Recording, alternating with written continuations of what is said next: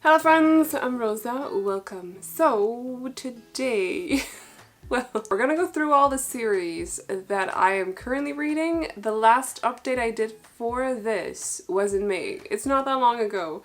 I have finished several of those series, but I've also started new ones. And I have like 5 stacks of books next to me. I counted this and it's 77. So you might be able to say, like, I have issues, it's fine. I've probably also overlooked some series. Some of them get lost in there's a lot, okay? There's a lot. But I like making these videos even though they're kind of daunting to do, because we have to go through so many book series. However, it's like a way to call myself out and also keep track of what I'm actually reading, so I enjoy it. Although at the same time, I am scared. We better get started because we're gonna be sitting here for a while. So I'm gonna try to do this as quickly as possible because otherwise this video will probably end up being like an hour long. It'll probably end up being an hour long anyway, but I'll try to make it shorter. I started rereading Throne of Glass back in February or March, I can't fully remember, as like a readathon throughout a couple of weeks, more than a couple of weeks. And I kind of went a little bit dead during the tandem read of Tower of Dawn and Empire of Storms, so I'm like 75% through those books. At the moment, I haven't really picked them up since I just went like, ugh, I can't, not right now. And I love this series, by the way, but it's like, it's because it's so much. We're starting out with fantasy, by the way. So I've put this as a fantasy because though it starts out as YA, I genuinely feel like throughout the series it kind of evolves into something more adult. And in short, we follow Selena Sadothian, who is the world's greatest assassin. She has been a slave in the salt mines, but now she has been freed for one purpose only. She has to partake in this tournament that is run by the king, and the winner of the tournament will become the king's assassin. And then there's a whole lot more going on. Like, that's not even half of it. Like, I don't even know. This is a long series. I will get to the tandem continuing it. Luckily, it's a reread, so even though I have left it for several months, I will not be lost. Next up, we have Nevernight by J. Kristoff. And this is about Mia, who is also an assassin. Also, she's at a school. So basically she wants revenge on the people that killed her family. And so she ends up at this school for assassins, where the assassins are getting murdered by one of the other assassins. And so it's a bit, you know. But overall, this is, well, it's about finding out who is killing the other assassins. They are vicious, by the way. Like, we don't trust anyone at that school. And at the same time, it's also about taking down people of power. And there's a cat made of shadows as well. And I'm on book 2 that I cannot remember what's called. God's Grave? Or is that the 3rd one? It's fine. This is not the first book in the Witcher saga by Andrzej Sapkowski. That is actually The Last Wish? It's actually The Last Wish. However, these books were not easy to get out because they're, you know, and Last Wish is at the bottom, so I'm choosing to hold up Blood of Elves for you guys instead. This is the book I am on though. In short, we follow Geralt, who is a witcher, which means that he is like a monster hunter. He's a bit of an he's not an experiment, but he's gone through certain procedures and experiments to become a witcher, so he's a bit of like, not necessarily a monster per se, but he's definitely a mutant, if you will. And then there's a lot going on in this world. There's a question of like, there's a girl who is involved in a prophecy. There's a whole lot of stuff going on with the elves as well.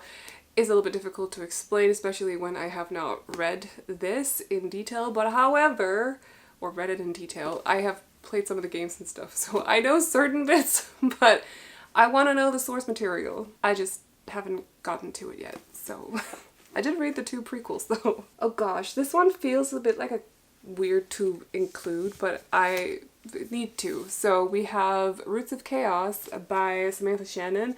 I have read The Priory of the Orange Tree. I have not read A Day of Fallen Night, right? A Day of Fallen Night? That's the title. I feel like that's the title. It has to be the title. And the books kind of like, you can read one without the other, so they take place in the same universe, but they're not necessarily like, to my knowledge, connected per se, but like they might be as well, like I don't really know. But it's a world that is full of stories and it's very rich in lore. And I'm very excited to get back to it because I thought this book was so beautiful. Aside from the last like 30 pages, I thought it was near perfection. I loved it so much. I just, it's a bit of a daunting task to take on because it's like 800 pages and that's basically why I haven't gotten to it yet, but I will at some point. Love it so much. Also dragons. We got dragons. Since A Day of Fall and Night might not necessarily like story-wise be connected, like I think it takes place before the Priory of the Orange Tree. I won't summarize it. That's where I draw the line. Those are my rules for this video because we're going to be sitting here for a long time. The Atlas 6 by Olivia Blake. See, I'm not like, I have all 3 books in the Illumicrate edition. These are also Dark Academia, by the way. Just like, I will say like it feels like a bit sci-fi now and then, but mainly fantasy, but Dark Academia. And like very speculative and very character driven, and I don't like the characters, and that's why I've not really been interested in picking up the sequel, although I own them, and that is why this is in this video. Because I own the Illumicrate editions, I just have not felt like reading them. In short though, we follow a group of 6 people who are taken into the secret society that is basically set up to protect the Library of Alexandria. And basically 6 of them are brought in, but what they're not told is that only 5 of them will actually make it. What happens to the 6th person? I wonder. And so, because you know, secrets and all of that. And if they can prove themselves over the course of a year, they'll survive. Most of them. However, will they all survive? Well, I actually genuinely don't remember what happened at the end of this. So anyway, we'll see though if I ever get to the sequels. I just felt like I had to include it because, you know. Also, one that I don't have as a physical copy anymore because I sold it. However, I do have the arcs for book 2 and 3. Emily Wilde's Encyclopedia of Fairies, but the series is just called Emily Wilde. I think the sequel, the second one, is called Emily Wilde's Map of the Other Lands, and I do not remember what the third one is called at all. Not even like a little hint. So, but I am planning on continuing them. I wasn't loving the first book. However, I'm willing to give the sequel a try because I also didn't hate it. I just found a couple of things a little bit, I don't know how to put it into words. In Emily Wilde's Encyclopedia of Fairies, though, we follow Emily Wilde, who is out to do research. She's on this Norwegian island where for some reason everyone has Icelandic names, but that's fine. I'm not salty about it. But she's there to do research and write a paper, like I think I forgot what they're called, on like little people, fairies essentially, so Encyclopedia of Fairies. And while she's there, her school rival also shows up and he's like, well, we can work together on this paper and I will give you credit as well. And she kind of ends up in some trouble. Also, I think it's not necessarily confirmed, but I do think she's autistic, and so a lot of it is as well. This is just me speculating, but I feel like I'm also not alone in that speculation. She seems very autistic coded, and so it's a bit of a, being in this very small town on this small island, she's very up close with all of the neighbors and all of the villagers there, and so a lot of it is also about her making bonds with all of these villagers and not really finding it easy, whereas it's much easier for her rival because he's very charming and outgoing, and she's basically like, I'm not saying she's not charming, but she's definitely not outgoing. So a bit his opposite in a way. And so it's a bit about that as well. And her dog. Her dog, whose name is Shadow, I think, but I can't remember. But yes, Emily Wilde's Encyclopedia of Fairies. Then we have The Burning Kingdoms by Tasha Suri. I do have the sequel for this one, but I have not read it yet. And I think The Oleander Sword, which is the third one, came out this year. I just have not really gotten to catching up with the series yet. I'm very behind on a lot of series. It is what it is. However, this book was lovely. I enjoyed it so much. We follow our lead woman who is stuck at a temple. I think she is either like a princess or something like that, and she has been sent to a temple as like a prisoner because her brother, who is currently in power, burns women for the sake of whatever, and she does not, but like they have to give consent to being burned, otherwise this like ritual they're doing is not really working, and our princess does not want to give consent. So she's sent off to the temple to change her mind, and while she's at the temple, she notices something. She kind of witnesses the situation that happens with one of the priestesses at the temple, because the priestess turns out to have some powers that she's not supposed to have. People like her have pretty much been exiled and killed and stuff, but there she is having these powers that she's very much not supposed to have. And so our princess does actually have, she's got guts. So she decides to convince the priestess into helping her, or like, she more or less blackmails her, let's be honest. And so the two of them make a plan to break out our princess. Meanwhile, they're also growing closer. And so that is what the Jasmine Throne is about. Is the third one not the Oleander Sword? But I'm like, no, maybe it's not. Maybe the second one is the Oleander Sword. The third one came out this year though. I just might be mixing up titles a little bit, as I do. Then we have one that you might be surprised that I have not read the third book of in a series yet. Although I do own it. It's just a matter of like being scared. However, I managed to read Iron Flame lately, or earlier this month, so I'll get to it eventually. Crescent City by Sarah J. Maas. I am on House of Flame and Shadow, which is the third one. I just haven't gotten to it yet. I'm a little bit scared. Also, I keep seeing people saying that it didn't really feel like a Maas book, so I'm a bit like, I don't know what to do.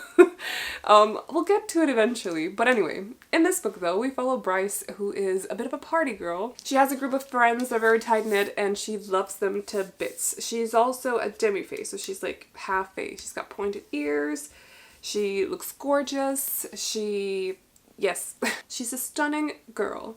And one day after she's been out with some of her friends, she comes home to find the rest of the group dead in her apartment, and so she breaks down basically, but also the police finds the killer quite quickly, sends him to prison, and we fast forward a little bit because the murders, the same kind, the way that they were murdered, they start picking up again. I should probably preface this by, I should have said that there were murders before her friends were murdered, and it's like the same kind of, the way that it happens is the same way. So the murders start picking up again, while the guy that they put in prison, he's still in prison. And so obviously it cannot really be him. And so the police, they contact Bryce and are like, could you help us with the investigation for some reason? Why would you help or why would you ask a random girl about that? But hey, that's fine, don't question it. Actually, there might have been a reason. I just can't remember it right now. And so she has to work together with Hunt, who is not very welcoming and doesn't really want to work with her. And Bryce is just like, I'm gonna figure this out, because that's Bryce. And it's about that, but also a lot of other stuff. I love the series, I'm just scared. The sequel to this one actually came out this year, and I started it, but I started it while I was at the gym, which is bad, because then you can read like 2 pages, and the way that the sequel started out, which is was a little stuff that I don't want to read in public, and so I got a little bit awkward, and I was like, you know what? We're just not gonna read it right now. And I had it on Libby, and then my loan ran out. It's fine. I'll get to it eventually. I'm so excited. I'm just not willing to read this book at the gym on Libby. Because it's Empire of the Damned by J. Kristoff. Well, the sequel to Empire of the Vampire. And it's like, first of all, it's like 750 pages. I would never manage to read that in time by reading it at the gym in my small breaks between sets. It's just not happening, so I need to I need to read it at home. It's fine. I'll get to it. I just need to get the loan on Libby and everything, but I will get to it. So in this book, though, we follow, and I think the third one, I think it just finished it, actually, and it might be a trilogy, so the third one is the last one. When it's coming out, though, I don't know. It could be next year, but it could also be 2026. Like, I have no idea. In this one, though, we follow Gabrielle de Leon, who is the last Silver Saint, which is another word for a vampire hunter. This world is written by vampires. Is that how you say that? It's filled with vampires, and they are deathly. They are vicious. They're very scary and will kill you for food. Yes. Also, he's been taken prisoner. He's the last one. He's been taken prisoner by the vampires, so that sucks. We also have to deal with this thing called Day's Death, which basically means that, like, the sun doesn't really come out ever, which is perfect for vampires, not so great for us humans. Everything's just kind of, like, bad.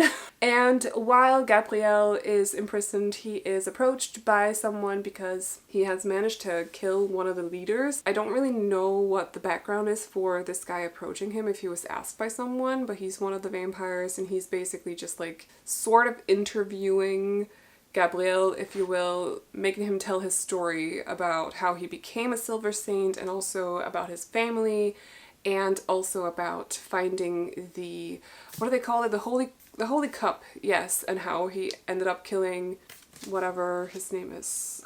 I cannot remember at the moment. The Forever King? Yeah, the last Silver Saint is forced to tell his story. And so that's how it happens. He's telling his story in flashback. You kind of get like the flashback from when he is growing up and becoming a Silver Saint and training and all the drama that's going on there, and it's woven in with the story fast forward, and you kind of like, he's out to get this Holy Cup and meets people there too. So there's nice like back and forth between the timelines, and I really enjoyed that. I never even got to hear from Gabriel when I started Empire of the Damned. It was something else, and I was just like, I am not reading this at the gym. It's fine. If you've read the sequel, like, you know what I mean. you would know. Anyway, this sequel was actually on, I think Empire of the Damned was as well, in my 24 for 2024 project. However, I have failed that project miserably. I will update you on it before the New Year's. We have to set up another one for 2025 as well, even if I'll fail it too. I'll do better.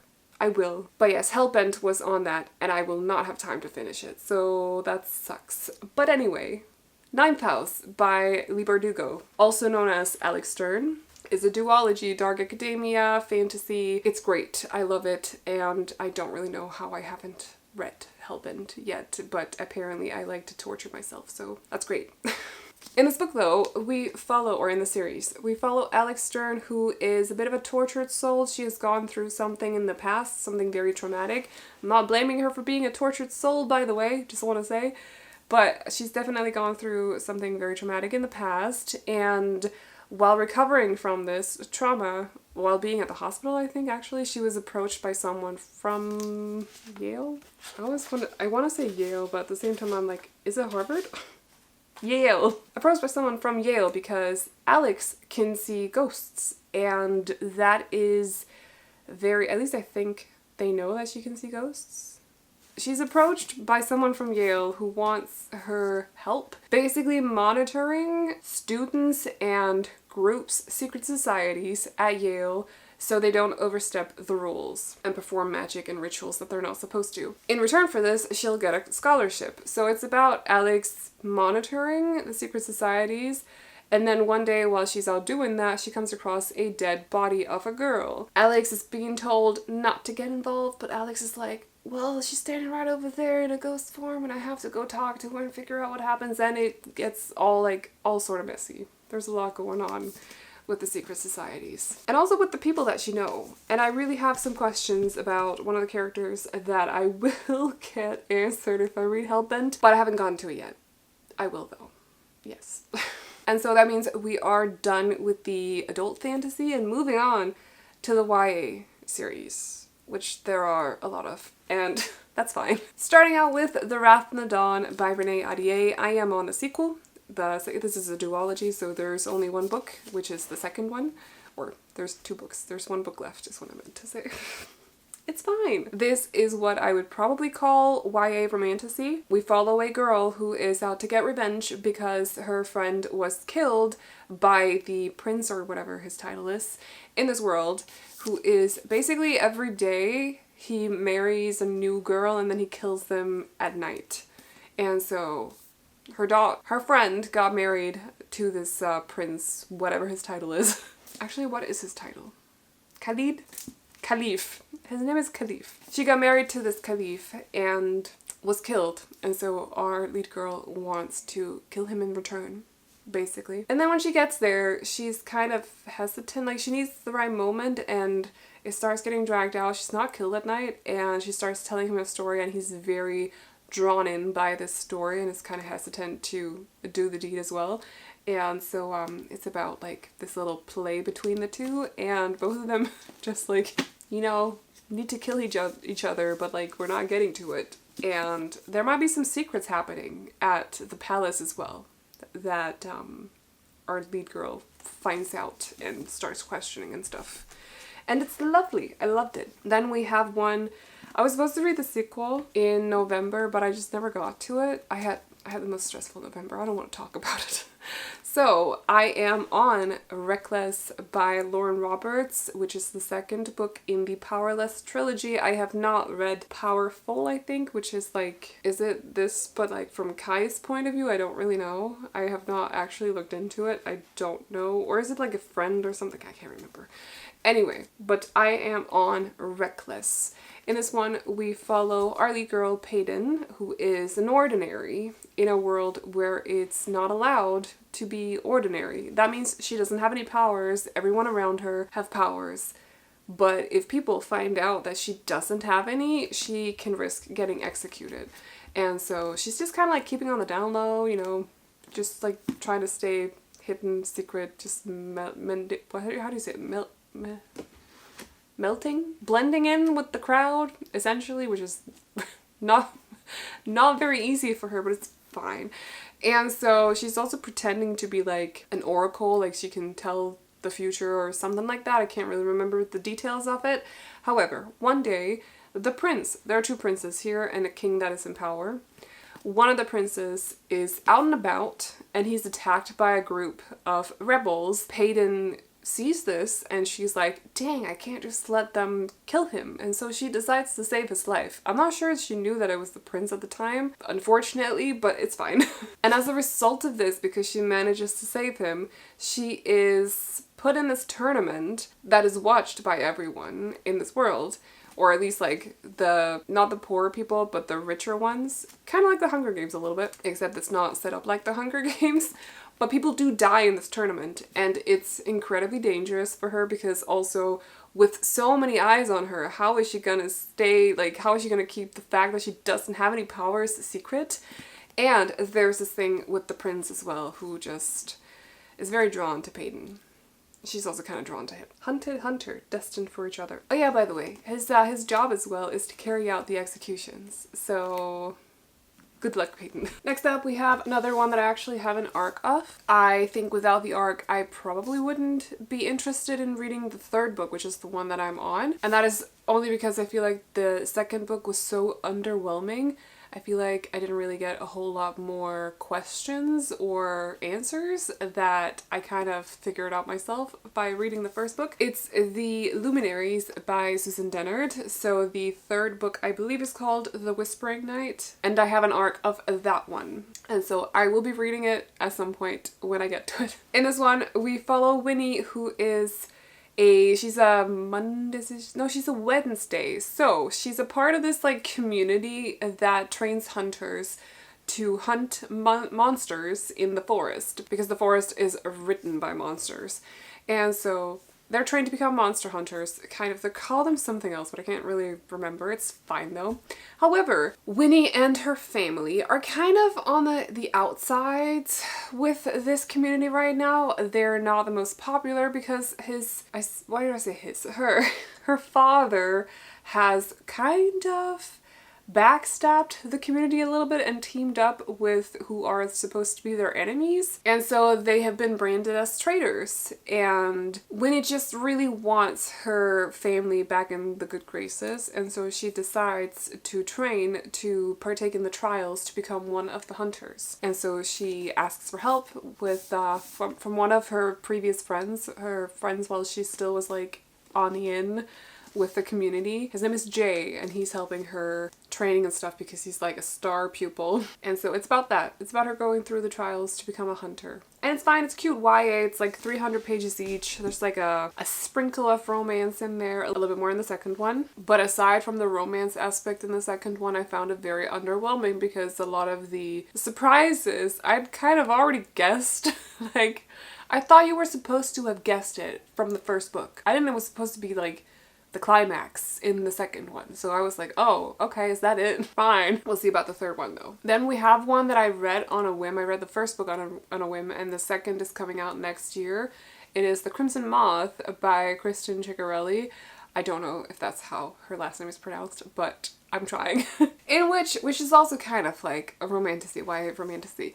We follow a witch who is, she's a witch when she's not supposed, like in this world or the area of the world that she lives in, witches are executed for being witches because they have powers, and that is dangerous for everyone else. So she has made it her mission, while staying secret among humans, non-witches. She's made it her mission to free witches that have been imprisoned by also like by people that you would call witch hunters. They work with like the king or whoever's in power. I can't remember, to be frank. They're kind of like the police force a little bit. Anyway, but she is working on her own to free witches that are imprisoned because she doesn't think it's fair that they get executed just for being born the way that they are born. So she's known as the Crimson Witch. There is a guy in the story as well who actually is the big brother of one of the Crimson Witch's friends, and he is a witch hunter. He has been sent on a mission to figure out who the Crimson Witch is because she keeps completely ruining their plans, and so by freeing these witches. And so he has his suspicions,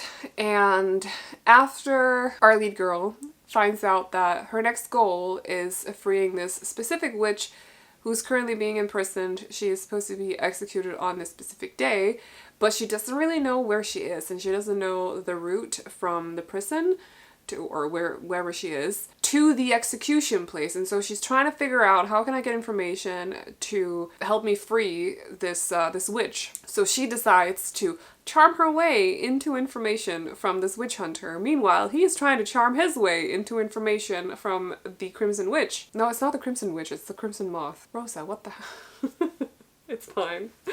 Anyway, he's trying to get information on whether or not she is a witch so that he can have her executed. Or, anyway, so they have like a dance between the two, and it's quite funny. I loved it. I loved it so much. I binged it so quickly. I loved it. Highly entertaining, very easy to read, and just a great book. Next up, we have Taheda Mafi's This Woven Kingdom, which I am on the sequel. I cannot remember what it is called, but it's green. My edition is green. Infinite Threads? No, that's not it. Or maybe it is. I cannot remember. It's fine. This Twisted Glory. No, it is These Infinite Threads, or something like that. I actually really loved this one. There's no particular reason I haven't gotten to the second one yet, so it is still very much on my to-read list. Maybe I'll make it a part of one of my projects or challenges for 2025. I'm undecided at the moment. We're getting very close to New Year's, and I am not... I have not thought of any challenges yet. It's getting very last minute, but it's fine. So in this one though, we follow the secret Jinn heir, or like, she's the heir to like the Jinn kingdom, and her family has been like thrown off the throne, if you will. That sounds so weird. Thrown off the throne. They've been killed, I think, if I remember correctly. She's the last one in her family, and she has, I don't think the people in power currently, the king and or sultan, I can't even check for their titles because there's no synopsis in this beautiful Mimicry edition. I'm gonna call them king and prince because otherwise I'm just gonna get confused. So the king and the crown prince, they don't know that she's alive, but they're keeping their eyes out for jinns or people with powers of some kind because they are a threat. They got the kingdom. Of course they want to protect what they've gotten, what they've conquered. So, but she's alive. Well, she's not really thriving. Not really. She's working at the palace though, hiding in plain sight. I like that tactic. And also, the prince, the crown prince, has kind of noticed some odd things about her, like her eyes are very blue, which is a sign that you got Jinn powers. And something about her hands, I think they're covered at all times. I think she's like super cold or super warm. It's like one of the two. He's noticing these things about her and he's like, I'm pretty sure we got to do with someone very specific here. However, he's also so drawn to her because she's stunning, she's helpful, she's nice, and she's not really threatened by him in any way. And so there's kind of like a play with them as well because he knows. He won't say that he knows. She kind of knows that he knows. She also knows that this means she's in danger. And so there's a whole thing. And it's just, I loved it. I loved the way that it was written. I'm still confused about I almost want to call him a specter, but he's not like specter. The devil or something? I can't remember exactly what it is. It's been a while since I read it. I think it was last year at some point. There's a character in this that I'm a little bit confused about though, but that's because I just don't remember. Loved it though. It was great. And I do own the sequels to it.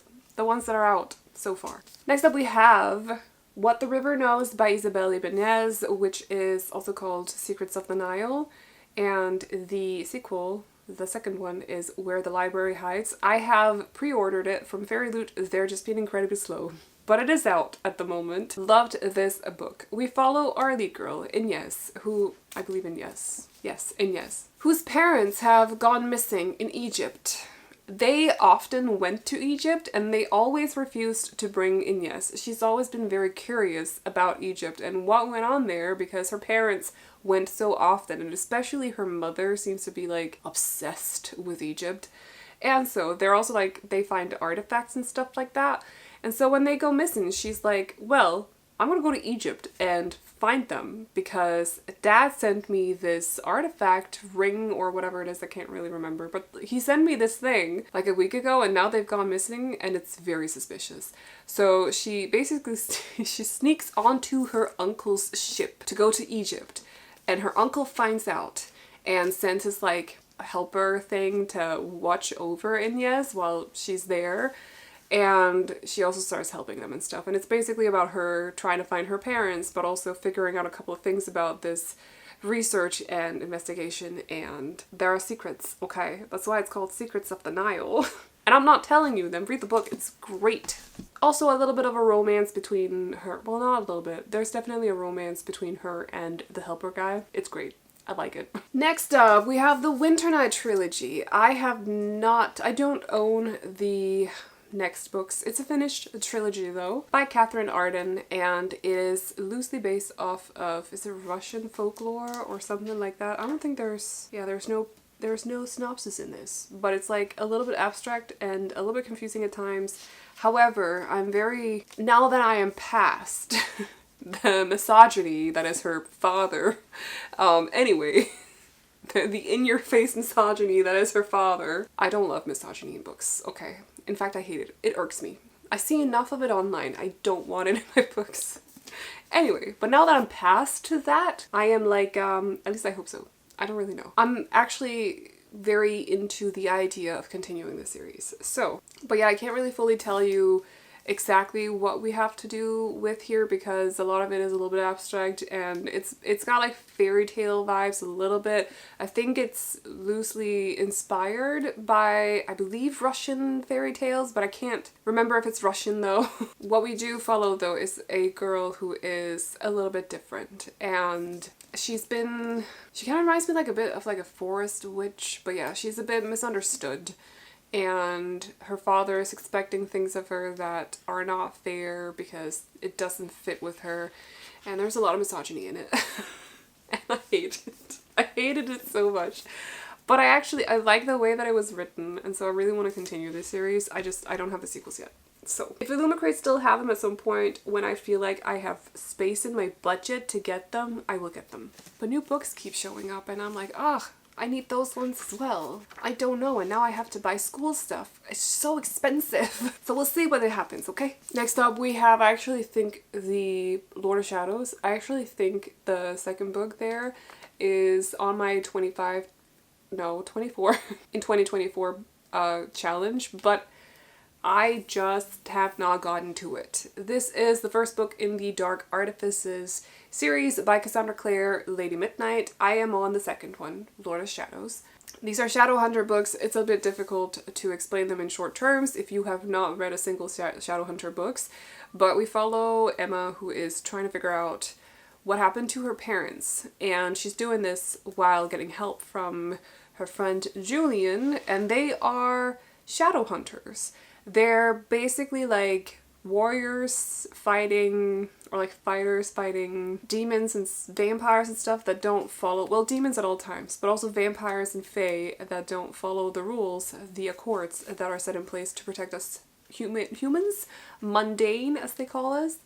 And they also have like a drop of angel blood in them as well to help them with this. They can make runes to get powers and stuff like that. They are parabatai, which means that they, as fighters, are like bound together to fight well together, but this means that they're not supposed to romance each other, and unfortunately there might be some forbidden romance in this series. Another one that genuinely there's no reason I haven't really gotten to the sequel yet. I loved the first one so much. And I know the second one is gonna be great. I just haven't gotten to it. That's all there is to it. But I do own it. And, oh, that's not where they are anymore. And the last one as well. Actually, I'm pretty sure I have all the Shadowhunter books. This next one I've loved so much, and genuinely, again, there's no reason I've not read the sequel. In fact, I've made room for it in my reindeer readathon thing that I'm doing this month, so I will probably be reading Foxglove, at least between like Christmas and New Year's. This is a beautiful upper YA series. It's just, at least the first one was great. I can't speak on the others, but it's a trilogy. A finished trilogy, as far as I'm aware, but there might be a fourth book, don't quote me on it. And it's by Adeline Grace, in which we follow Signa, who is, she's a bit special because as a child, she was at this, or as a child, she was a baby, so she was really a child. There's a difference. But she was at this event with her parents and a lot of guests, and everyone died but Signa. Since then, she's been able to communicate with death whenever there's someone in her presence, at least, that is close to or that is dying. And so the thing about Signa is that she is supposed to inherit money when she turns like 18 or 19 or something, or maybe 20, it doesn't matter. And so she doesn't really have anything. She can't be on her own because she has been thrown out of the house by the people that she lived with, and so she has to go live with like her uncle or something. And things are weird at his house. One of his children are dying, or very sick, but dying, because Signa can talk to death in the presence of this person. And it's weird. Things are just, there's a bit of a mystery to like this book. Things are weird. Signa needs to find out what is going on, and so she decides to make a deal with death so they can help each other solve the mystery of these things happening in the house. Including what's going on with the daughter, and what is this mysterious illness. And also, I forgot this, but it's basically because their mother, so her aunt, shows up, she's dead, but her spirit shows up, and she's like, I was poisoned. And so Signa is like, okay, I hear you. Let me get back to you. Death, we should do something. Yeah. I have the sequel for this one as well, I just have not gotten to it. I actually really liked Graceling by Kristen Kishore. It just reads very like older YA, and so it's definitely a bit of like I have to get in the right mindset to read it, but I do have fire and I'm super excited to read it at some point. We follow Katsa in this one, and in this universe, people that have powers are like graced, I think is what they're called, or they're known as grace, as a grace. Katsa's power, because she is a grace, is she's very, very good at killing. So one day while out and about, she comes across, like, there's kidnapping happening. An old man is being kidnapped. And so I just noticed there's a I left like a prize label on my book. It's been there for 3 years. Anyway, but yes, she decides that she wants to figure out what's going on with this kidnapping. Who wants to kidnap an old man? And also, as like, I believe he's like, there's a guy as well who's like, his grace is, or he's a grace, and his power is he's very good at fighting. and they team up to figure out this. I think he's related to the old man as well. So they start to find out information on this kidnapping, but also start finding out information about what's going on in this world, because there is this man who's called the, what is his name? One-Eyed King or something. And he's like, there's stuff going on with him. He's like a villain in the story. So they are companion novels, or not companion novels, but like they follow a story, the books, and they're told from different points of views. So the next one is not going to be about Katza. I don't know the character's name though, but it's called Fire, and we'll get to it at some point. My upstairs neighbor has decided today is the day that she's having guests over, so I can like hear screaming and stuff, and I'm like, not right now. Anyway, it's fine. Next up, we have Only a Monster by Vanessa Lynn. I have read this one. I really liked it. It's not necessarily the most popular YA book, but I really liked it. We have to do with time traveling and monster families. We are following point of view is one of the monsters actually who can time travel by sort of, or like jump back in time by taking years off of people's lives. So if she touches you around the neck, I think it is, she can take years off of your life. If she takes 10 years, she'll be able to jump back in time 10 years. And this is very relevant. Her entire family is able to do this. However, they've not told her that she's able to do this. So she happens to do it by accident one day, and that's how she learns. Fast forward like a day, something very, very traumatic happens to her family. And as a result, our lead girl has to hide. She has to run. This is proving very difficult because she had like a crush on a guy, or like a guy friend or something, and he turns out to be a monster hunter. And so things are just getting a little bit messy. But yeah, I actually really liked it. So we'll see if I ever get to reading. I think I have an arc of the second one actually, which is kind of awkward. I just haven't gotten to it yet, okay? Then we also have Strange the Dreamer. The sequel is Muse of Nightmares. And yes, that was on my 24 for 2024 reading project. I just haven't gotten to it. Love this book though. I am scared that I won't like Muse of Nightmares. So in this one, we follow Laszlo Strange, who is obsessed with this place called Weep. It's called Weep because people can't really remember what the city is called. Laszlo is so obsessed to the point that he's learned to speak the language that they speak in Weep. So when one day this man comes to the town or place, whatever, that Laszlo lives in, and he wants to put together a group to bring to Weep because some odd things are happening around Weep, Laszlo is like begging to go. He gets to go, and he finally goes to Weep, and when he gets there, people are having nightmares, including Laszlo. Like, definitely strange things happening. Laszlo is having nightmares about this blue girl and moths, and there's a big bird in the sky. Or like I always want to call it like a spaceship, an airship, whatever, shaped like a bird. Things are just very strange. And so, yes, I just loved it, but it's definitely like a slower YA book. So keep that in mind if you're planning on going into it. We have so many books left. Oh my gosh. Iron Widow by Zhiran J. Xiao. The sequel finally came out, Heavenly Tyrant. I read this back in like 2021 or something like that. I loved it. I thought it was so badass. And now I just need to like remind myself a little bit about what happened so I can get into the sequel, although I don't own it, I will say. But in this one, we follow our lead girl who is a woman in a world that is not very nice to women. So women in this program, she's brought into a program that is basically like men taking control of these like power suits. It's gonna be very abstract. Just bear with me. Men control these power suits, or boys, men, yeah. The way that they get power is by basically draining the life out of these girls. And she is going to be one of these girls.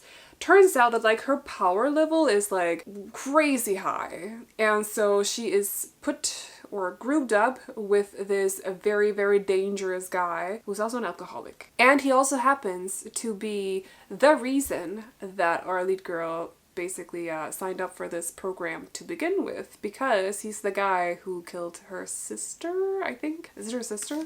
Yes, her sister. The reason that she's in the program because she's there basically only to kill him. However, after they get out of like their test drive, if you will, she's still alive.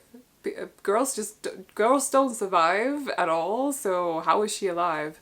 And so she's given the title of Iron Widow. This is a problem, by the way. Great for her, but like a problem for the program because she's not supposed to be as powerful as she is. Women are not supposed to have power.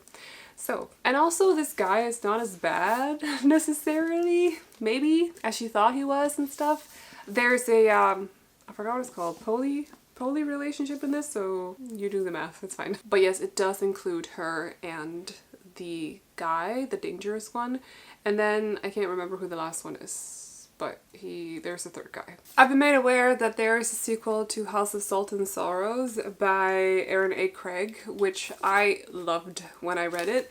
It is kind of like, it's fantasy, but there's like horror aspects to it and a bit of mystery as well. And it's loosely based off of the 12 Dancing Princesses too. I believe the sequel follows one of the sisters and that's all I know, actually. Genuinely, that's all I know. But yeah, retelling of a fairy tale. It is really, really good and I really want to read the sequel. I just was not aware that there was a sequel until I went through my read books on Goodreads and saw that it was under a series and I'm like, but it's a standalone.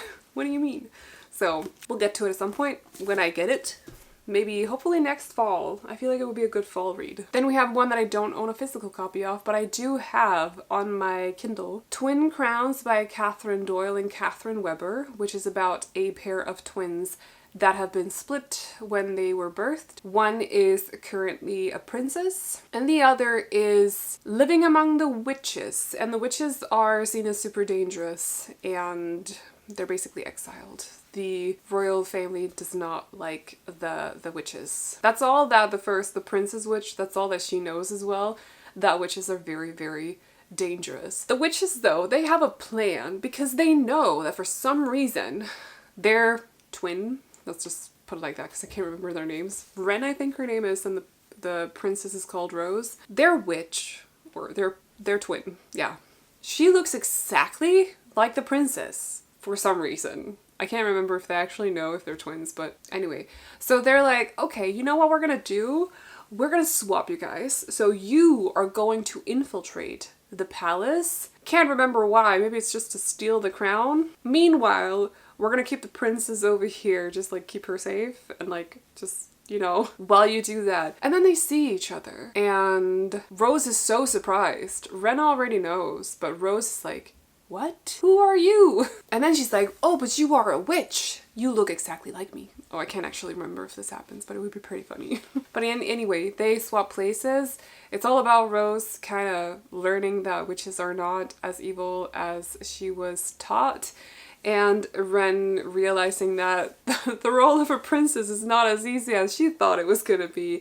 And also, things are weird at the palace. And so, yes. Also, she's like forced to date this loser guy. I hate him. And the last book among the YA fantasy books is The Stolen Heir by Holly Black, which is her new duology that takes place in the same kingdom or the same universe that The Cruel Prince, that trilogy, took place.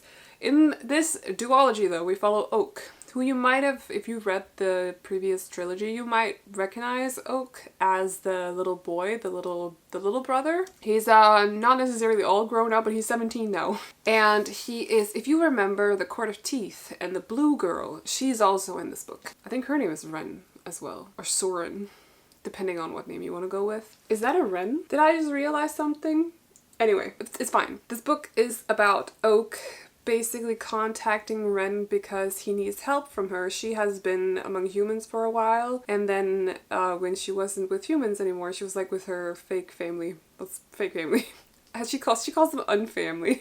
I'm currently reading this, by the way, but has been living alone in the forest for a bit, which is very sad. But he finds her and she needs to help him because he has to infiltrate the Court of Teeth, because that is, I can't tell you. He needs something from the Court of Teeth. She needs something from the Court of Teeth. And so they kind of decide to help each other out. Or Ren is like, you know what, you're going there anyway, you want my help, you help me out as well. And then it's about their journey to get there and the obstacles that are in their way. And also Ren just being sad a lot because things have not been easy for her, so I get it. But yes, that's what this is about. I'm currently reading it. I am enjoying it. I just want to say the chapters are very, very long, which makes it a problem for me because I want to read this at night, and if I come across a chapter that is like 30 pages, I'm like, this is gonna take a while to get through. I need to sleep instead. A bit unfortunate, but it is what it is. That was the last one of the YA fantasy books. I have a list up here, by the way, which is why I look over there sometimes. So next up we have Romantasy.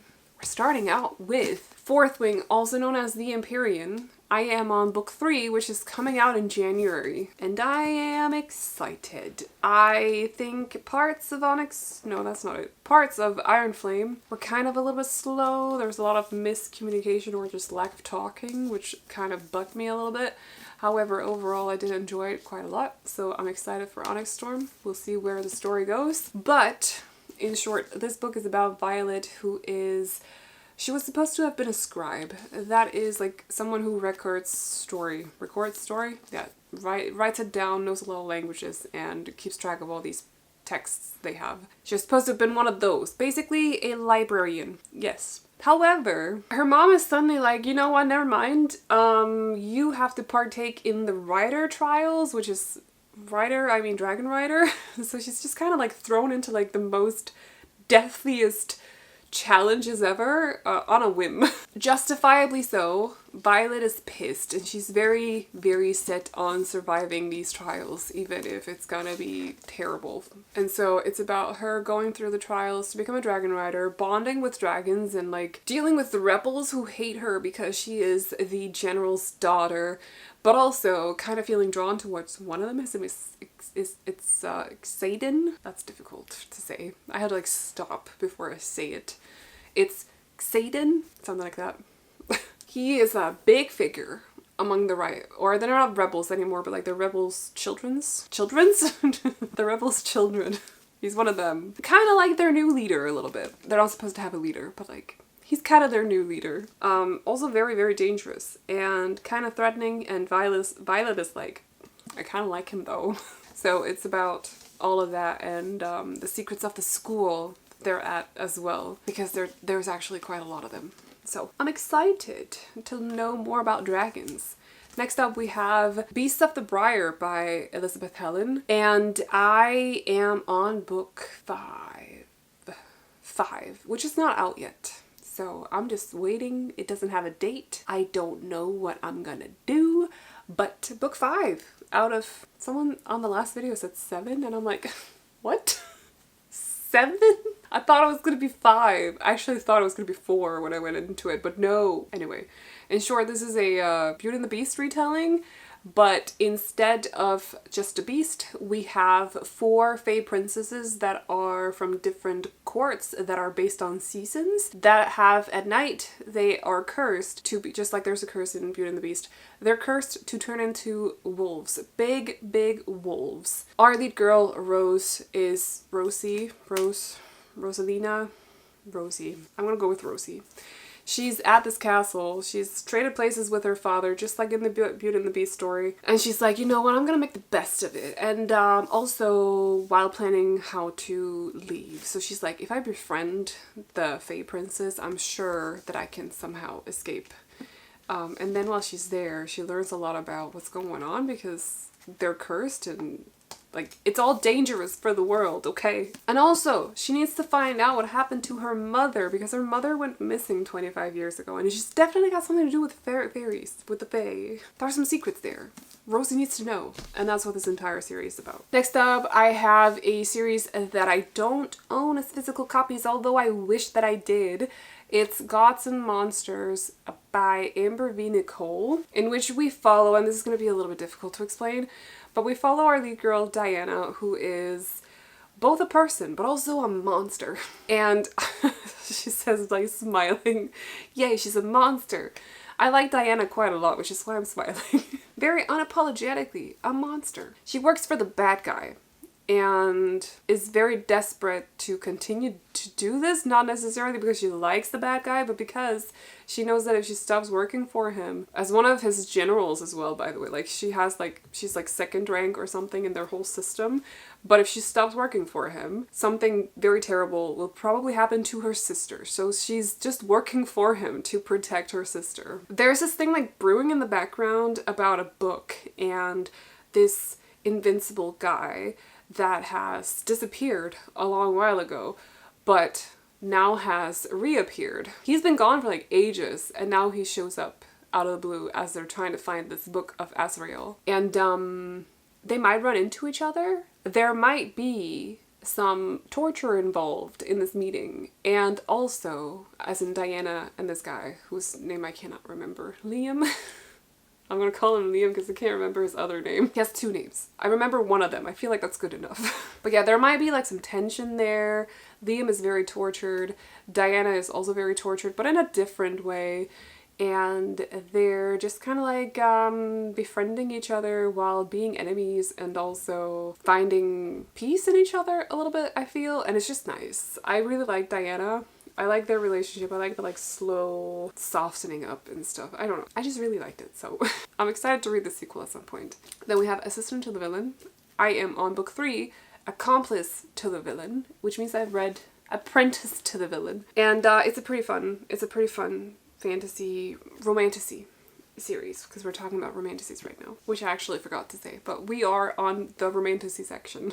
In short, this book is about Evie, who is looking for a job because she just got fired. Or she doesn't get fired, she gave up her job, or like her potential job, to this woman because she felt sorry for her. She was like, you know what, I don't want the job anyway, I'm gonna leave. Even though Evie's actually desperate for a job. And then on like her way back to her village from the job interview, she's going through the forest. She runs into this guy who is on the run from the guards, and the king's guards. And he's like, what is this woman doing in the forest? And instantly just feels like he has to protect her. Evie is not scared of him one bit, which he's not really used to. And he's like, you know what? Are you looking for a job? Do you want to be my assistant? And she says yes. So she starts working for him. It turns out there is someone working for him because he has like it's a whole enterprise. Turns out there's someone working for him who is giving information from him. He's known as the villain, by the way. I should probably have said this. But they're giving information about the villain's plans to the king. And so Evie is set on the task to figure out who the mole is in this enterprise. Meanwhile, like, there's just like a lot of humor in this series, and it's cute. The next series is Kindred's Curse by Penn Cole. So you might also know this as Spark of the Everflame. I am on the fourth one. I'm on Burn, I think. Which I believe is the 4th one, which I thought was gonna come out in the summer because I think that's when the initial date was set. However, Penn Cole is an indie author, so things happen now and then, and you know, it's got moved, it's fine, I'm not salty about it whatsoever. But I don't know when it's gonna be released. However, I'm very excited for it to be released at some point. Take your time, make it good. I will wait. In this story, though, we follow our lead girl, who is a healer. She's a healer because her mother is a healer, and so she's been taught by her mother. Her mother works at the palace as a healer, but I should probably have said, it's important to mention that this world that they live in, or this town, kingdom that they live in, there's like, there's a power system. So there are the people that have powers, and then there are the commoners.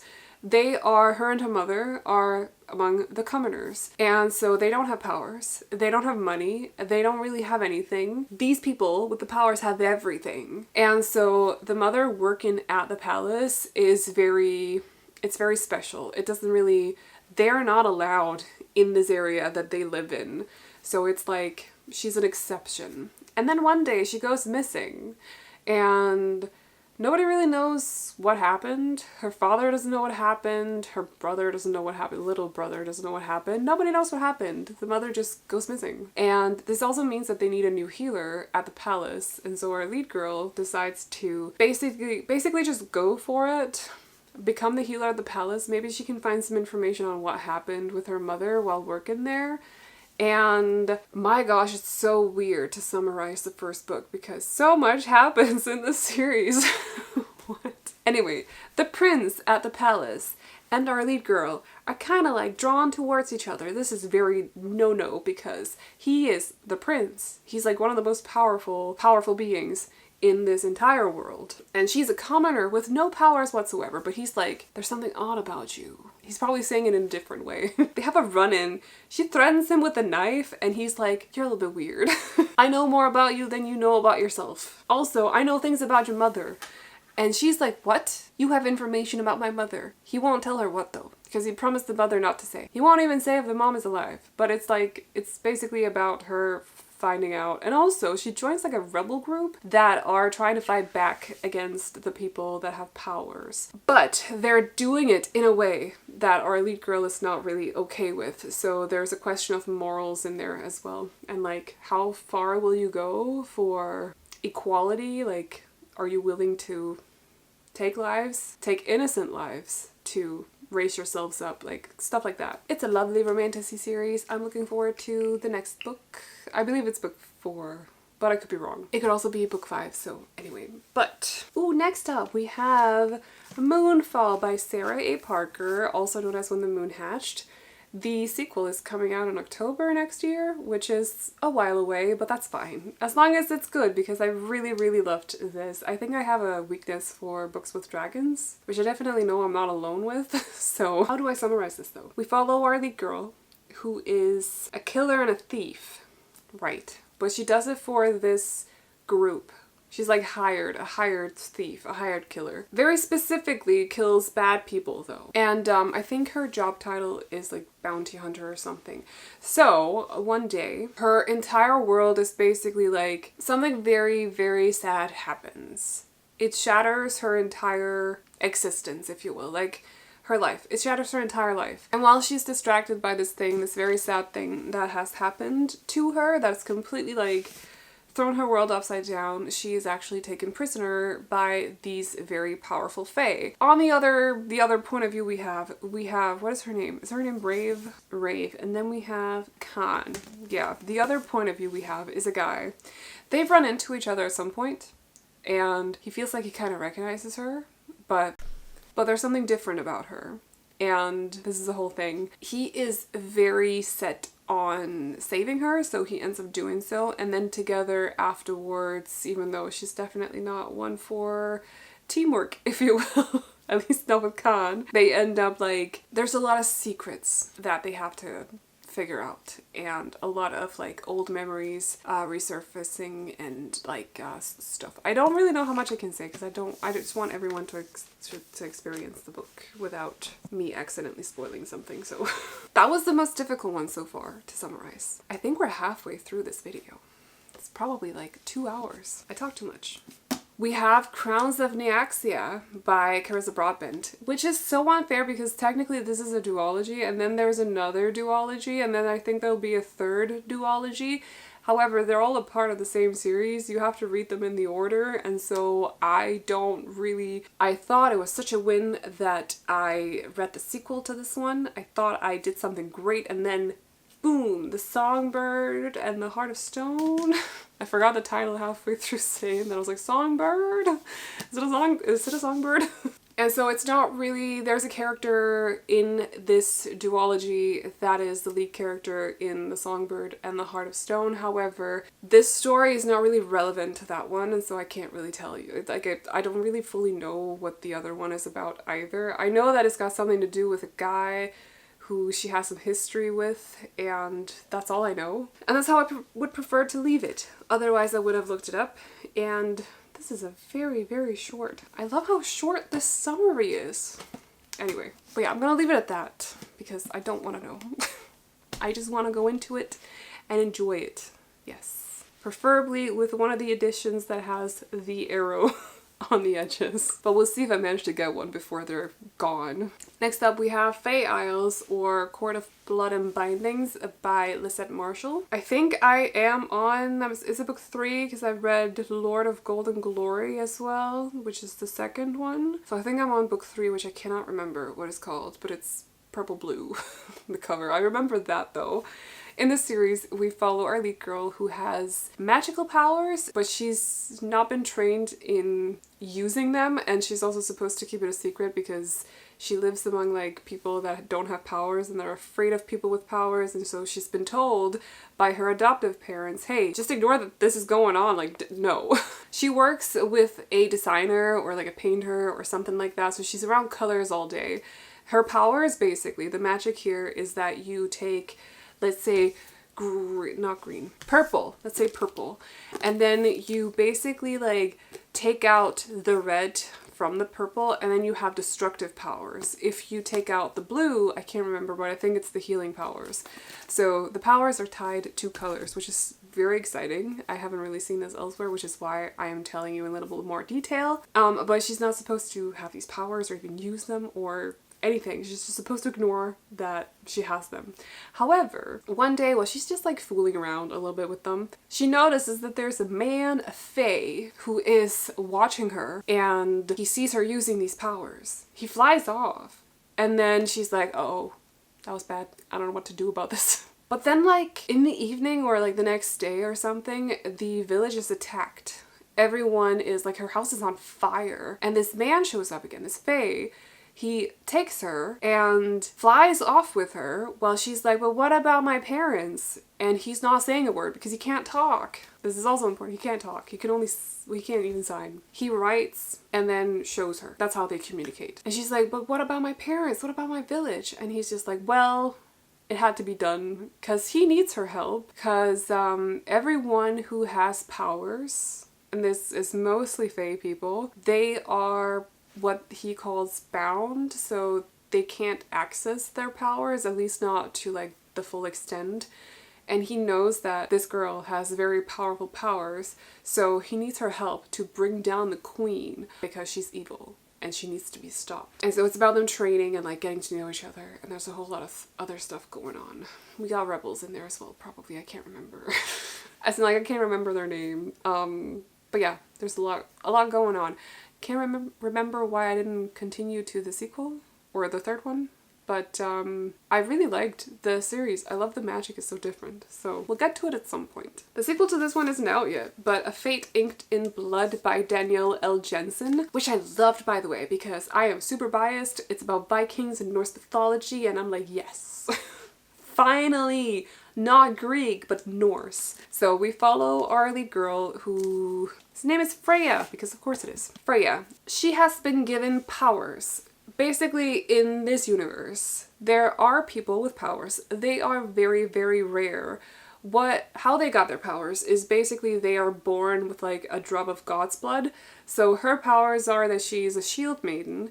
She has the powers of Hlyn, and she's able to like summon a shield. There's a guy in here as well. His powers are tied to Tyr, or Tyr, as I would call him. And so he can summon like a fiery axe. She's been told her entire life to keep these powers a secret because people cannot find out that she has a drop of God's blood, so she's keeping them a secret. However, I think she accidentally is busted or something. Maybe she's told her husband or something. I can't remember exactly how, but yeah, people around her just suck. Right, I just remembered. I hate all the people around her. Terrible, terrible humans. Anyway, she's sold out, basically, by her husband.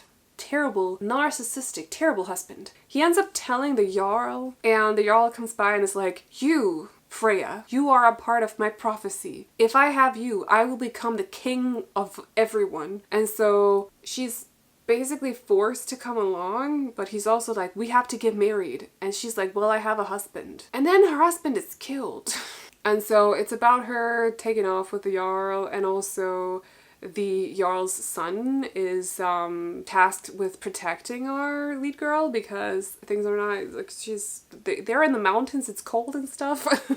I don't know. People are trying to get to her. It's a dangerous world they live in. And anyway, they are very drawn to each other, but like, she cannot. Forbidden love. forbidden love because she's tied to the Jarl. So I loved it. I thought it was great. Next up we have The Witch Collector, also known as The Witch Walker by Carissa Weeks. In this book we follow our lead girl who lives in a village where I can't remember if it's every day. I can't remember if it's, or not every day, every year, or if it's like every 3 years or something. But there is a day called the Collecting Day where the witch collector shows up to the village and takes away one of the girls there and brings them back to the Frost King where they're used to like drain their powers or something like that. And so our lead girl is out to get revenge because on one day, one of the collecting days, her sister was taken away. She's not heard or seen her since, or heard from or seen her since. And so she wants revenge on the Frost King because her sister's gone. She misses her. So on collecting day, she's very set on being the one that's chosen. However, things go completely crazy on this collecting day. There's an attack on the village. It is burning down. She has to flee. So she ends up fleeing with the witch collector. And he's like, okay, I will still bring you back to the Frost King. It's very important that I bring you back to the Frost King. We could all be in danger if I don't. And so while they're on the run from these people that attacked the village that she's from, she's also like fighting with herself to not attack the witch collector because they are getting on each other's nerves. But they're also like, there's definitely something there. And she is learning things about the world that she lives in that she didn't know before. Like, things are definitely not as simple as she thought they were. So, also I believe she's mute. I believe they sign when they talk. I'm saying this because I think it's cool that that's in the book. So, but I believe they sign when they talk. Next up we have A Dawn of Onyx by Kate Golden. I do have the sequel to this as an ARC, but when I was offered the third book as an ARC, I didn't say yes because I hadn't read the second book yet, and now I'm like, ugh, I should have said yes because I'm pretty sure that once I get started, I want to binge. This was so good. So in it, we follow our lead girl who is able to heal, like she's a mender.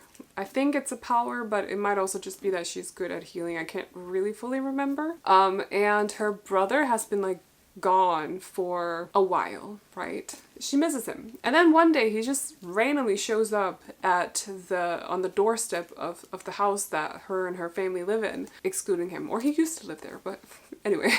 He's been gone, okay. There are soldiers from the enemy kingdom chasing him. And she's like, listen, take me instead of my brother. I am a much more valuable prisoner to you because I can do this. So take me instead of my brother. Meanwhile, she also tells her mom and her brother to flee to this place. So she's taken prisoner. She's brought back to the Onyx Kingdom, where the Onyx King is in power, and she is taken as a prisoner at this palace castle that he lives at. But like, she's allowed to walk around freely. She is not necessarily kept as a prisoner, and so she's also tasked with like, it's okay, you walk around freely here and you have your freedom and stuff, but as payment you have to help mend the soldiers that come in. And so she does. And she also uses this as an opportunity to find information on how she can flee back to her family. But also, she learns things about these soldiers and the people living at the castle and also the Onyx King, who might be kind of scary, but at the same time she's kind of drawn to him. She starts learning things, and like, things are not as simple as she thought they were. It's not just good and bad, black and white, you know? So, yes. It's pretty cool. The Sacred Stones series, you should definitely consider getting into it. Then we have Fortuna Sworn by KJ Sutton, which is about the last living nightmare trying to find her brother who has gone missing. And then this Fae guy finds out that she's looking for her brother, and he's like, I kind of know where he is, but you have to follow me. So she follows him back to the Fae Kingdom, Fae Court, where she's tasked with going through some trials to be able to do stuff. I can't tell you, and I just realized. But anyway, there are trials included. And Fae not lying, but definitely keeping information from her, and also just scheming. Scheming Fae. Fae being not nice. Fae being kind of evil, which we like. that's kind of cool. So that's what this is about. I have the sequel, Restless Slumber. I've just not read it yet. This next series, I've been in the process of reading book 4 for Glow. It's The Plated Prisoner by Raven Kennedy. I've been in the process of reading book 4 for like well over a year, and I don't know. It's not that I don't want to read it. It's not that I DNF'd it. I chose to DNF it. It's just I stopped reading for some reason. I think I read the books too closely, and then I just got a little bit like overwhelmed. I was fed, you know what I mean? So I just stopped reading it all of a sudden. I tend to do that sometimes. It's a bit bad. Anyway, so I'm still on Glow. I'm still halfway through it, but I'll probably have to at least go through my tabs very meticulously before continuing it. Anyway, but The Plated Prisoner, though, is about Oren, who is a woman that's completely like covered in gold. Everything about her is gold. It's a King Midas retelling. King Midas is obsessed with gold and status, and so he sees Oren as a very valuable possession. Underlining possession. Oren is very thankful for King Midas because he has set up a cage inside of his castle where Oren can be. She loves this because it means she's safe. It means that King Midas loves her so much that he just wants to keep her safe. King Midas sucks though. We don't like King Midas. I just want to say King Midas, terrible.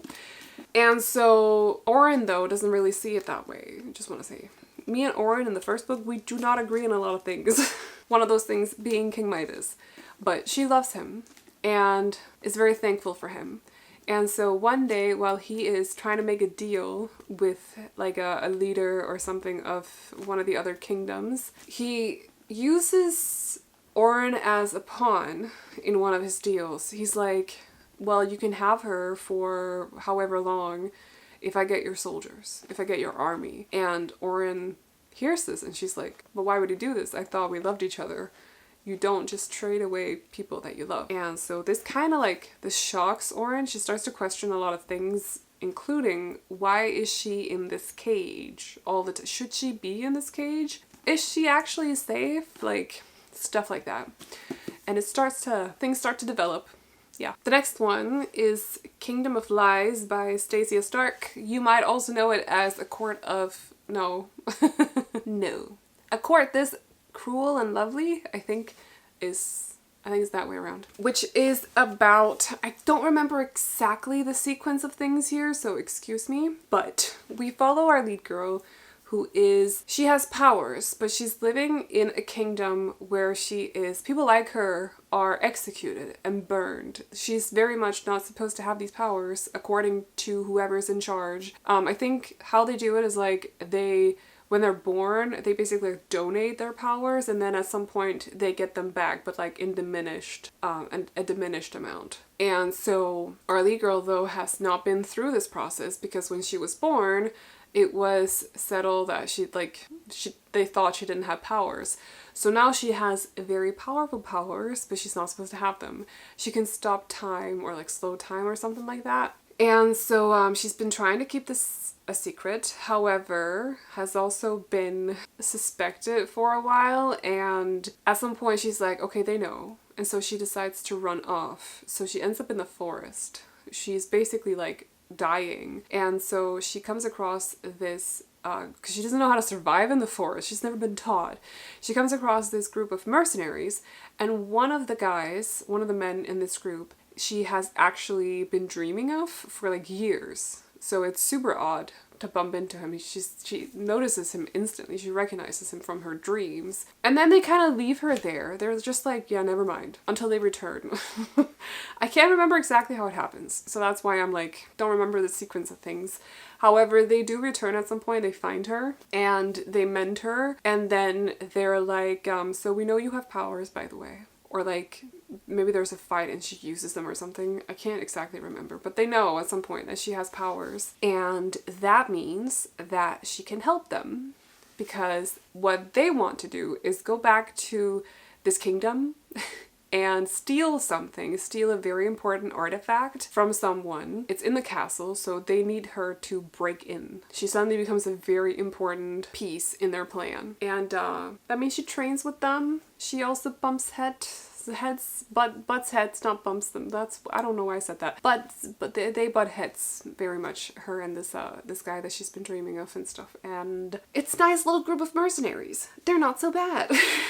Anyway, next up we have, and I love this book so much, and I don't know why I've not gotten to the sequel yet. It's more like, I think it's one of those situations where I'm a little bit scared, but The War of Lost Hearts by Rosa, which is about Tisana, who is a slave, and she has run off from her slave master after something happened.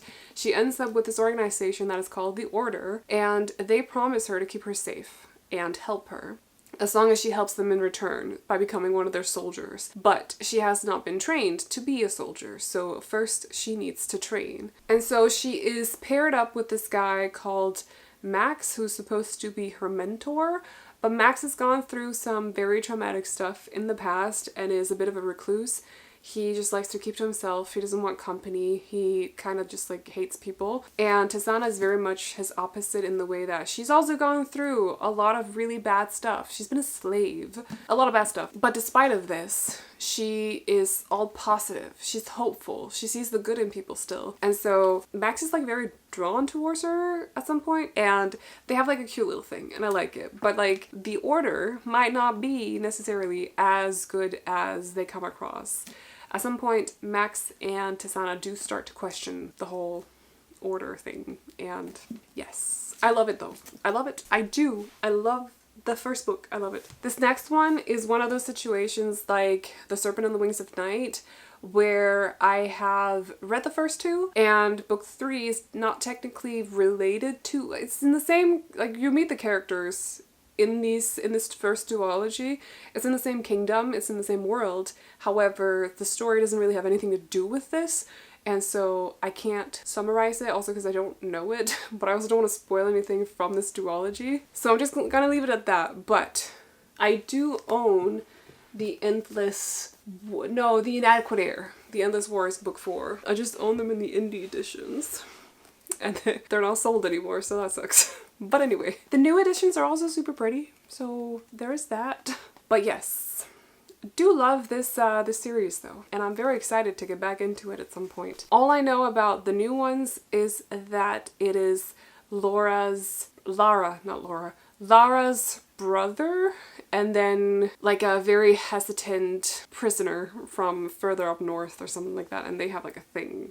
That's all I know. Then we have From Blood and Ash, which I read like 3 years ago. Book 2 and 3, and I just never got back to it. So, and I don't really know why. Like, it's one of those, I don't really know why. I loved book 1 and 2. I was fine, but with book 3, sure, it had its flaws, but like I loved book 1 and 2. And then I just never got back to it. I don't know why. I do own book 4, so we'll probably get to it at some point.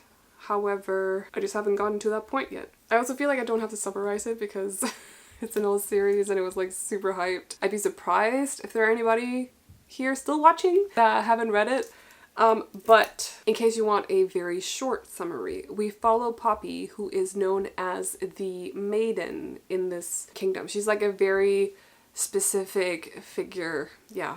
She has a role. Being the Maiden means that she can't talk to anyone. She has to wear a veil at all times. She can't experience any pleasures in life whatsoever. And so it's a very restrictive role for her. And Poppy does kind of have a tendency to sneak out once in a while without her veil on and just experience life a little bit. So one day while she's off to town, she bumps into this guy at a tavern and they have a thing. There's definitely a connection right away, and it causes Poppy to start questioning whether or not she actually wants to be the Maiden. Like, maybe she questioned it a little bit before, but this definitely does start some thoughts. And then at some point this guy shows up as a bodyguard, which is super dangerous because he's definitely a bit of a temptation. He's super flirty, he's kind of in her face, and also, how much can I say? I've decided not to say anymore. But yeah, that is pretty much From Blood and Ash. There's a whole lot to it because it's a thick-ish book.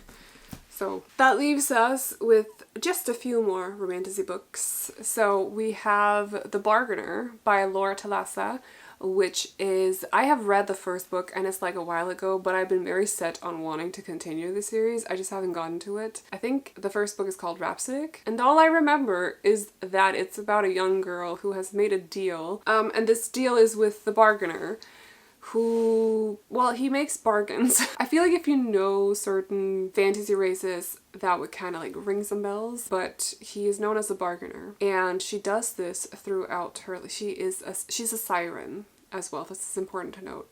She has done this throughout her young adulthood and also her earlier adulthood, just because she doesn't want to be alone. So basically her bargains are always like, just keep me company. Like, they never really do anything. They're just like friends and company. And then he keeps telling her, listen, remember, this is a bargain. One day I will return for payment. And then he does one day. And I can't remember exactly if I'm supposed to tell you, but it's like he needs help with something back at his home, and I really don't want to tell you anymore. There's trouble brewing, she has to help, it's fine. But I'm excited to like continue it at some point. I have no idea if I still have access to it though, so we'll see about it, but yes, the bargainer. You didn't really get any information from that, did you? Not really, though. And that means we have 5 more. So this I want to call Romantasy because despite it starting out as YA, I feel like in Kingdom of the Cursed, it takes a little bit of a new adult turn. And so I'm putting it under Romantasy instead of YA fantasy. But this is a finished duology. It is by Karen Maniscalco, Kingdom of the Wicked, and it was like super hyped when the first book came out. I feel like the hype died down a little bit by the second book because the second book is not as good as the first book, and I don't know about the third one. I haven't gotten to it yet. But in this book though, we follow our lead girl who is a twin, and one day comes across, she's a witch, so is her twin. She one day comes across the body of her twin dead.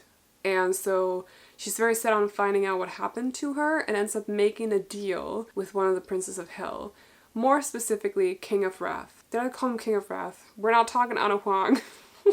More specifically, Wrath. There we go. Anyway, we'll talk a little bit about Ana Huang in a second. But yeah, it's about them making a deal. And I will get to book 3, okay? I will. I just haven't yet. Half a Soul by Olivia Atwater, which is... I am putting it here because I feel like it doesn't belong under romance, but it's like a historical romance, like a Regency romance inspired fantasy romance. So that's why I'm putting it here. It's about a girl who has lost half her soul, and so, or like she's bargained it away. I can't remember exactly. She's cursed by a fairy. Yeah, so she has no sense of fear or embarrassment, which is very charming to read about, by the way. And then it's about her trying to find someone who can court her, and her trying to help this guy out who quite clearly is like a fae or something. She's drawn into fairy business as well because they find out that she has this curse on her, and she's drawn to this guy as well.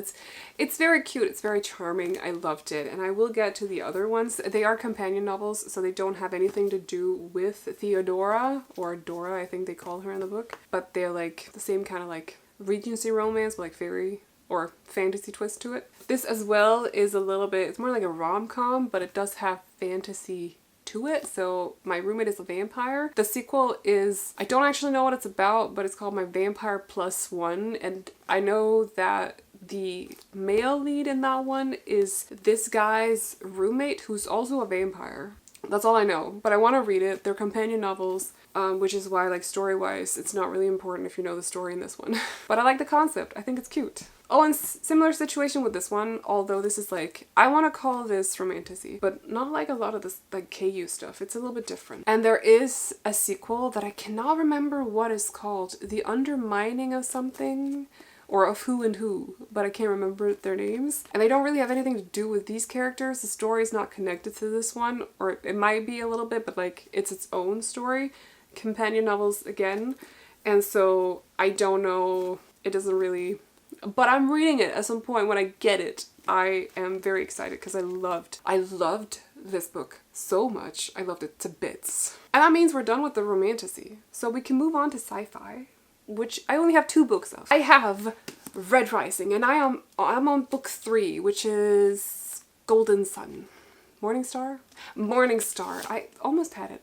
Dang it. Anyway, I love these. They're by Piers Brown. These are so good. And I'm on edge all the time while I'm reading them, which is great. So in these books though, at least in the first one, we follow Darrow, who is a red. He is basically like a worker bee on Mars. He's mining all day, and people do this on Mars and it's terrible.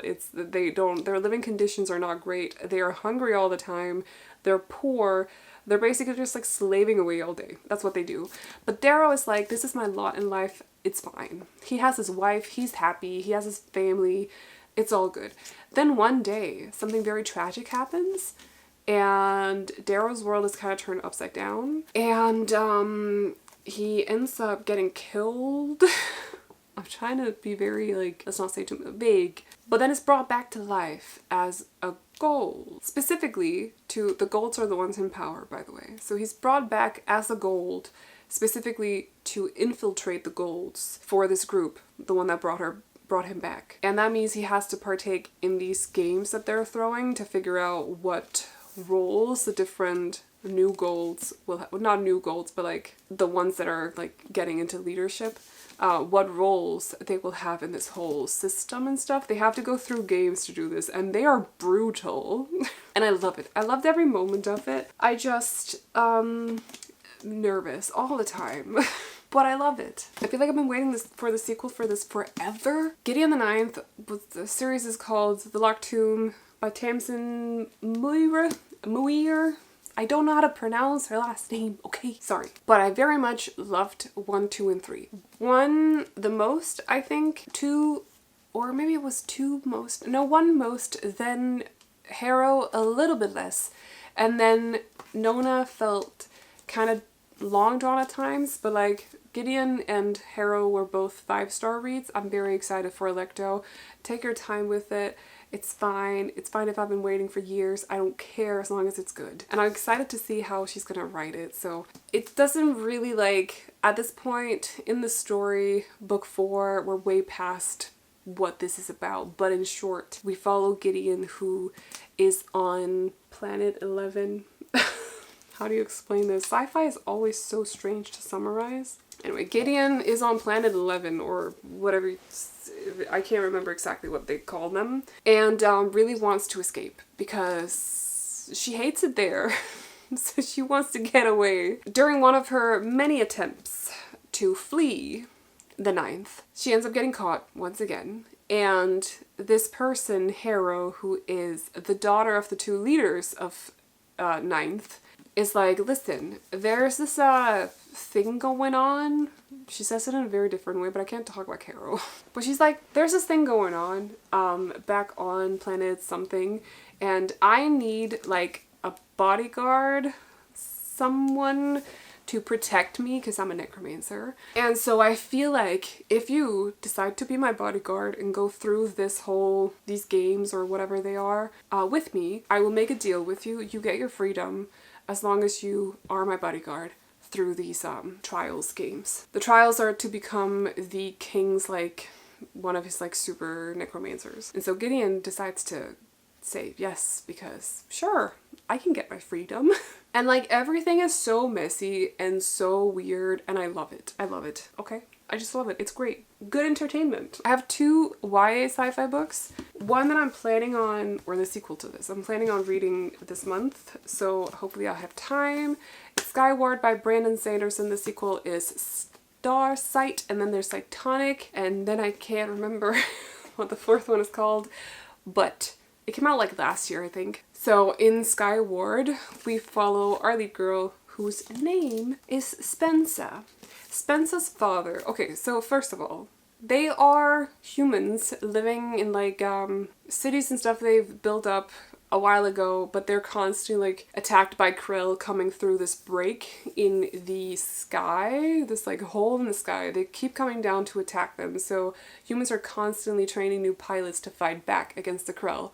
And Spence's father used to be one of these pilots until suddenly he turned on everyone and started fighting back with the krill, and so he was branded as a traitor before he was killed. Spensa has always dreamt of becoming a pilot, but because her father was branded a traitor, she's not been allowed to go to school for it. And so it's about Spensa still going to school despite nobody wanting her there and just proving them all wrong. And also finding out things about her father, the Krell situation, and all the secrets that nobody wants to tell people. All the secret stuff that the leaders of the humans don't want anybody to know. We have Cinder by Marissa Mayer as well. These are the fairy tale retellings. So this is a Cinderella retelling. The second book is Scarlet, which I believe is a Red Riding Hood retelling, but I could be wrong. Cress. Third one is a Rapunzel retelling, and then the fourth one is Winter, which I think is a Snow White retelling, but again, I could be wrong. I have not read them yet. Loved Cinder though. I'm so excited, but I don't really know, Cinder is a cyborg, as you can tell. She's got some parts that are not human.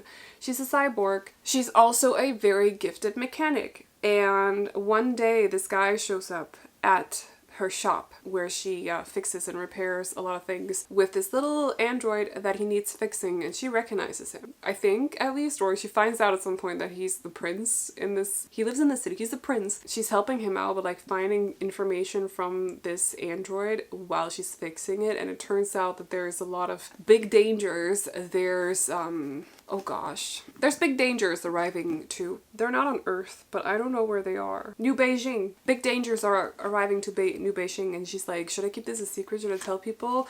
What do I do? So she kind of has to work with Prince Kai. Also, turns out that Cinder has some secrets that she's not aware of, and there's a whole thing. I loved it. I'm so excited to get back to it at some point. I don't know why I haven't, to be honest. I've had that series for a while. I just haven't gone to it. It was so good. I loved Cinder. So we are at my romance books, and these are mostly companion novels, mostly. And so I don't really think I need to summarize a lot of them. I'll give you vibes, essentially, but it's because they're companion novels. So for example, I'm reading Wild, or no, this is not Wild, Rose Hill by Elsie Silver. And I am on the third book, which is Wild Side. So I've read Wild Love and Wild Eyes. Wild Love is about Rosie and Ford, and they are working together. They're childhood nemesis or something like that. They kind of bumped heads a lot. What did it again? Butted heads a lot, whatever.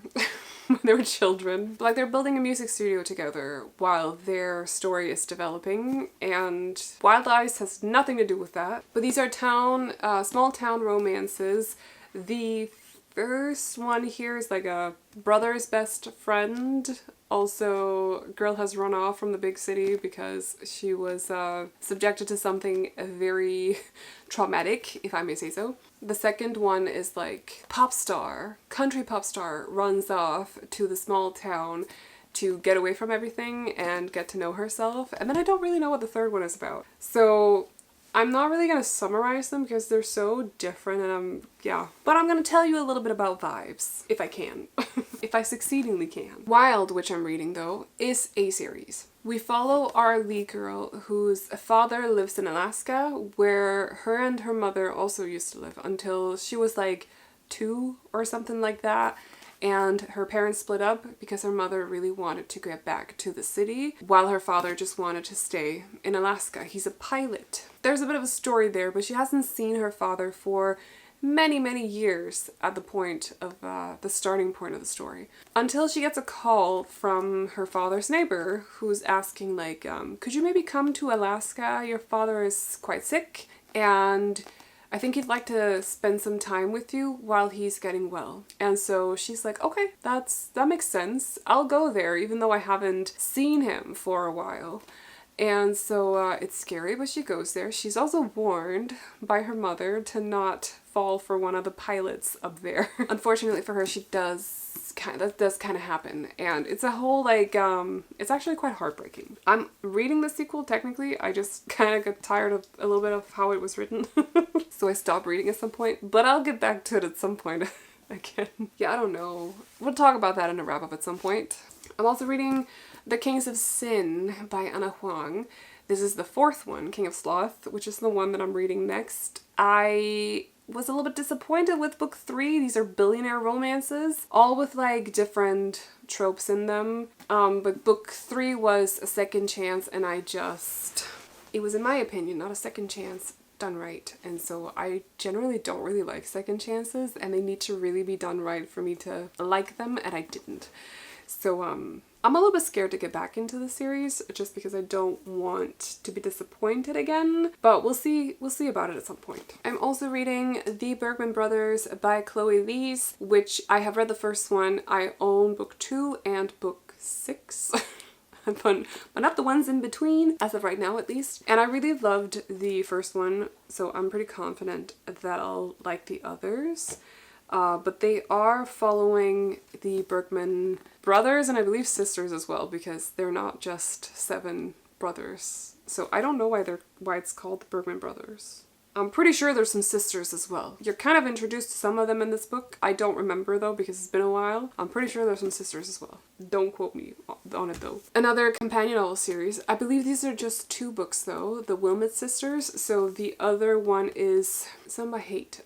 I can't remember. Oh, there's actually 3. I just checked. Just to make sure I have the title right. But Better Hate Than Never, and then Once Smitten, Twice Shy. Oh, which is coming out in January, and I did not know, so well, now I know. But I will say the ending of this I did not love, and that's probably why I haven't really fully gone into looking into the sequel yet. But we do follow her little sister and then a bit of an older friend that they have, and there's a situation there. That's all I know. But this one was cute. I loved the representation in it as well. She's autistic if I remember correctly, and I believe he has social anxiety if I remember correctly. But oh, it's a reimagining of Much Ado About Nothing. They're fake dating. Do I remember anything about the sequel though? No, not really. One that I own the sequel for, and that I know that I'll be starting in the spring, is Love Light by B.K. Borison. So I have In the Weeds waiting for me, but I just want it to be the right time of the year because they are seasons inspired. We do follow in that one Kate, what's the name? Her name is, yeah, Evelyn St. James. I remember St. James, but I just couldn't remember her first name. Who is a social media person, but it's like small town, and you know, this is like so cute. If you want a Christmas book, by the way, this one, I know it's a little bit late now to say it, but like if you can find this in the bookstore and you've been desperate for a holiday romance, this one was so nice, and that's why I'm very excited to read the sequel at some point, because I just want like the same vibe. Also super excited for First Time Caller coming out in February, also by B.K. Borison. And then we have a series actually. So I am reading Ravenhood still by Kate Stewart. I think I've had Exodus, the sequel, on my TBR a couple of times this year. I think it's in my reading project as well, but I failed the project, okay? But I get to it at some point. It's like Robin Hood-ish. Fight back, and then fight back against the rich people, but also lots of secrets in the first one, and it is a why choose romance.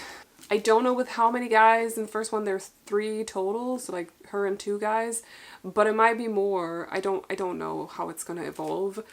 I liked it though. I liked the atmosphere. I liked the spice. I liked the whole like, I got a little bit tired of this, not tired, frustrated with the secrets at some point. Because I just want to know things. But also, I get that they're not telling her stuff. So the first one definitely focuses a lot on like building relationships between her and the guys. How it's gonna go from there, I'll let you know once I read them. I do own them, so definitely we'll get to them at some point. Also reading Windy City by Liz Tomford. I am on The Right Move, which is the sequel to, or the second book in the series. They're companion novels. I think they're mainly sports romances. So one or both characters in the books are into sports, or like do it for a living. They're not just into it, they do it for a living, okay? But again, companion novels, very classic sports romances though. So like think arrogant guy and like girl putting them in their place, essentially. I'm also reading The Bridgertons, but I'm just very slowly getting through them. So very slowly. Okay, super slowly. This is the first book. I am on book 2. When I say slowly, I mean it. But I also don't feel like I have to summarize this. We follow the Bridgertons. They are siblings, and we just like follow their different love stories. So I think the second one, that's the oldest guy, but like they're just historical Regency romance, and they're cute and tension-filled. if you will. Oh, this is actually a series. Addicted by Krista and Becca Ritchie, which I did not know was a series. I thought it was like companion novels. And then I got to the ending of this and it doesn't end on a happy note, and I'm like, oh, okay. Well, I need to look into this.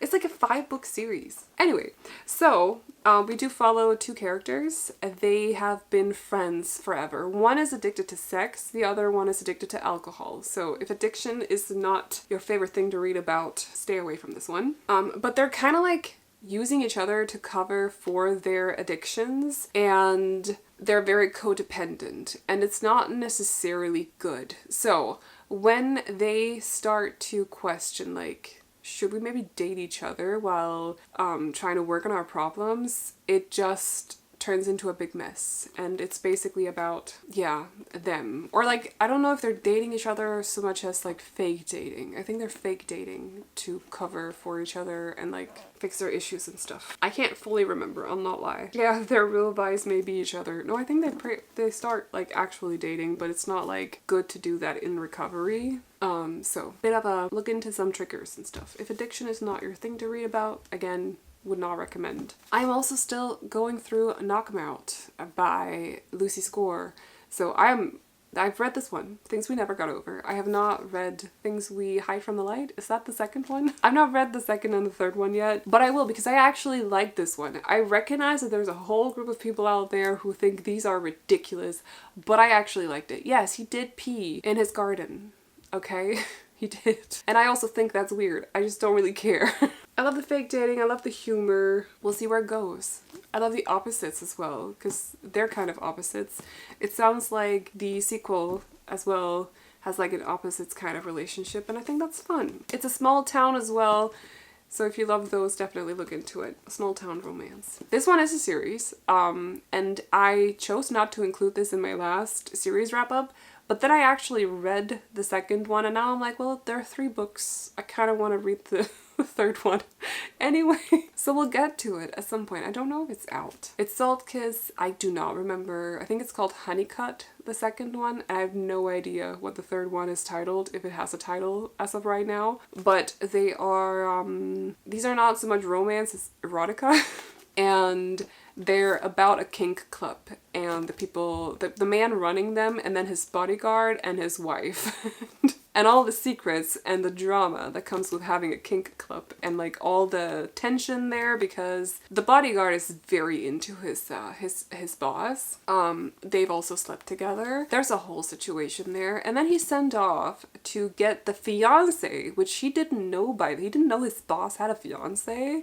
His boss that he's very into, who seems very into him, has a fiance, and he's sent off to get her. And then they kind of have a thing while he's trying to transport her back. It's a big mess. A lot of kink in it, so just want to say, like a lot. It's a kink club after all, so that's to be expected. We have Lakefront Billionaires, which I'm currently reading. Billionaire Romance by Lauren Asher.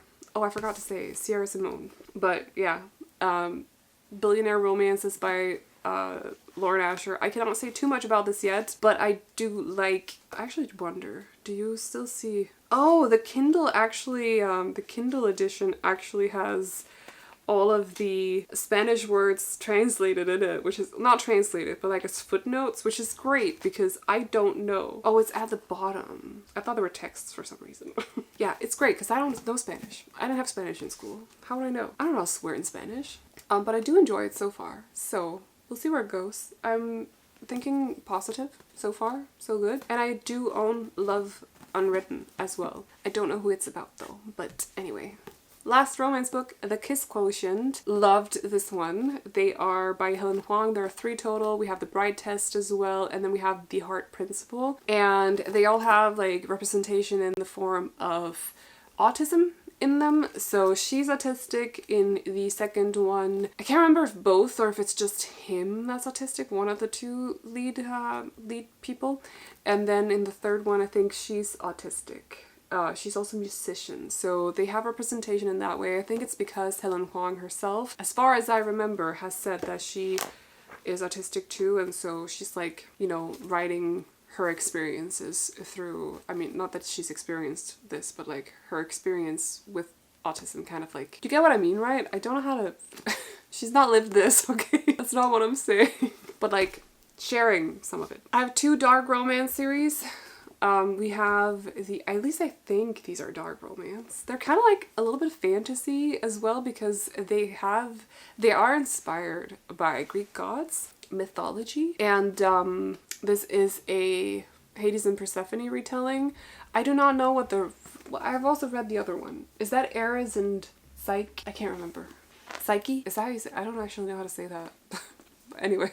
But they are retellings of different couples in Greek mythology. And they do reference what happens in the earlier books as well, but companion novels still. So I'm on the 3rd one and I do want to continue it. I think the 3rd one is about a trio, but I can't really remember. So we'll see when I happen to continue them, but I'm reading this and I think it's actually quite fun. And then I am reading a series which is called Darkverse by Runix, and I don't remember exactly what happens, like what's going on in them, other than they're like 2 people from opposing sides in a crime feud, and she ends up seeking help from him or something because she's on the run from her family or something like that. And I cannot really fully remember, so I'll have to go through the first 2 books because I've read them. I'm on the 3rd one out of like 5 or 6.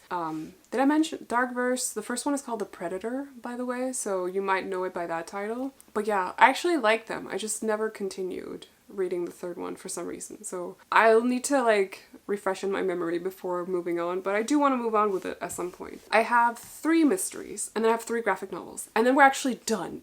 So first off, I have Finlay Donovan, which is written by El Cosimano, and these are, I think there are 3 or 4 books so far. I own 3, but I think there might be a 4th one at least, I think. We follow Finlay Donovan, who is she's a single mother and everything that comes along with that. She's struggling a lot. She's a writer, but she doesn't really have time to write, and she's also struggling to coming up with a plot to her next book. And so while she's at a cafe with with her agent, she's sitting there summarizing how the next book is gonna go, and someone else next to her at a table next to them. So she thinks she's talking about an actual murder that Finlay committed. And she thinks she's a hit woman and decides to contact her because she really wants her husband killed and is offering a lot of money in payment. And Finlay is like, I can't do this. This is a lot of money. I can't do this. But it's a lot of money. And so this whole situation like completely snowballs. It's chaos and it's super fun. So yeah. I've also read the sequel. Didn't like it as much as the first one. I haven't written it off yet though. I just won't buy the 4th one until I've read the 3rd one. I am still reading Truly Devious by Maureen Johnson, and I'm still only on book 2. It's just, I don't read a lot of mysteries. I think that's what it is. I just don't read a lot of mysteries. But I will get to it at some point though. Truly Devious though is about our lead girl who gets accepted into the school, which is only accepting kids, I want to call them kids, young adults, teenagers, that are all like very good at specific things. So what our lead girl is good at, what is her name again? Andy? No, it's Andy Bell. Stevie. Stevie Bell. Andy Bell is from A Good Girl's Guide to Murder. Anyway, Stevie's really good at true crime. She's obsessed with true crime. And so when she's accepted into the school, she does feel a little bit inferior. Like she doesn't really see the point of her being there because everyone else is good at like making robots, making movies and stuff like that. Stevie's interest is very specific. Stevie's interest is not like, she can't create things like everyone else. But then things start happening. Someone actually dies at her school and suddenly her interest is very, very relevant. Also, there's a mystery because something has happened at this school. The founder, years ago, his, I think it's his wife and his daughter went missing one day. And then the founder, I think, ended up dying as well. And like nobody's really figured out what happened there. So of course Stevie, being the true crime nerd that she is, decides to start digging into it. Especially because the only note that was left was like signed Truly Devious. And with this new murder happening in the now timeline, I believe at least someone's signed somewhere Truly Devious. So like, what's going on? So it's all down to Stevie figuring it out. And that's what this is about. The last mystery is Stalking Jack the Ripper. I'm sorry. I said I was gonna read them in October and then I just never got to them. I think, was it October or November? And then I never did. Okay, I didn't. These are by Cara Maniscalco as well. They basically all four have to do with different, like the first one is a retelling of Jack the Ripper, and then, or a lead girl and lead guy decide to dig into who Jack the Ripper is because there are murders happening around London and it takes place during that time. The second one has something to do with vampires and they're in Romania as well. And the third one I haven't read, but it's called Escaping from Houdini, and the fourth one is Capturing the Devil. So they all have to do with like different things. But I just haven't gone back to it. I said I was gonna sell them if I didn't read them in October, but I'm gonna excuse myself because I still want to read them. So I'm not getting rid of them. I have 3 graphic novels that I want to talk about. None of these are gonna surprise you because I talk about them quite a lot, I feel. Or at least like, you won't be surprised. Lore Olympus, I'm on volume 3 and I love this series. It is Greek gods, it's charming, Hades and Persephone retelling, but like drawn out and very much a retelling. I feel like the characters don't really have anything to do with the original Hades and Persephone at all, really, other than like he works in the underworld, but like the underworld is not the underworld that you would necessarily think of. It's so charming and sad and just, I love core. I love core. What did I just open up to? I don't want to see that. Anyway, I love her. Okay, she's so cute. Wait, what is this? Oh yeah, it's the first one. I was so confused. It's like this didn't happen in the second one. Oh no. Anyway, I just love this so much. I'm so happy that I have this series. I love it. I'm also reading Heartstopper. I don't actually know how many volumes I read because I've read them online. I think 1 to 4, but I don't really know. I don't know how many there are either. I just love them. Teenage boys falling in love and dealing with like their sexualities and like coming out and other issues. And they're so cute. And there's this TV series as well now. And we love them. We love everything. And I love these editions. And I need the rest in these editions because they're foily and cute and have end papers that look like this. It's adorable. Okay, it's adorable. The last one is Saga, which I am on 4. I think I'm on 4, volume 4. But these are about, they're science fiction. They're about people from opposing sides of a feud as well, a war, I think even, that end up having a baby and then running off. They are like technically not compatible species-wise either, but somehow they end up having a baby and they run off. And it's about everything that they come across while they're on the run. And like a lot of people are chasing them. It's very chaotic and it's very fun as well. And I love the series, so, but I just need to get my hands on them before I can continue. And that's it. Now I have like 5 stacks here instead of over here. And also back and knee pain. So I hope you enjoy. It just stayed around. What? Anyway, if you stayed around, leave like a heart emoji or something in the comments so that I know. If you did, I hope you enjoyed me ranting about books for I don't know how long, but this video is way too long and I'm so sorry. Let me know how many series you are reading as well, if you can count them. Is it as crazy as me? I hope not. I cannot recommend having this many series going at the same time. It gets a little bit overwhelming. And so as a result of that, I continuously start new ones. But yes, it is what it is, right? But I hope you enjoyed this video. If you did, feel free to hit the thumbs up, and if you want to see more videos like this from me, but also all the other booktube stuff, definitely consider sticking around by clicking on the subscribe button. However, I'm gonna leave you to it. So I hope you enjoyed it, and I'll see you all in the next one. Bye bye!